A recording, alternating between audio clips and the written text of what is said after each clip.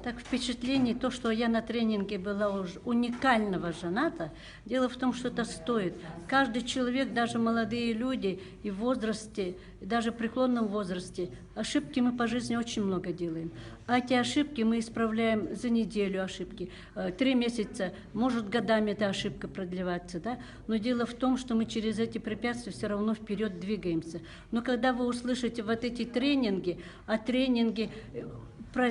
называется «Простить», «Прощение просить», да? Есть уникальные,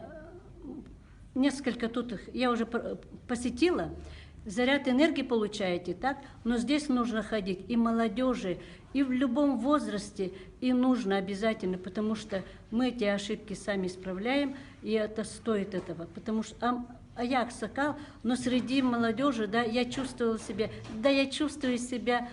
как 30-летний, мое мышление, как у 30-летнего человека, да, поэтому стоит на этот ходить, особенно даже по улусам нужно вот это, чтоб ездил наш женат по улусам, да, и эти люди, уверенность в себе, и бывает, вот, человек неуверенный, ничего не получается, а здесь вам только направят каким-то словом, и это направление вам пойдет как щелчок по жизни, и вы будете очень успешными в этой жизни, да, и будете вообще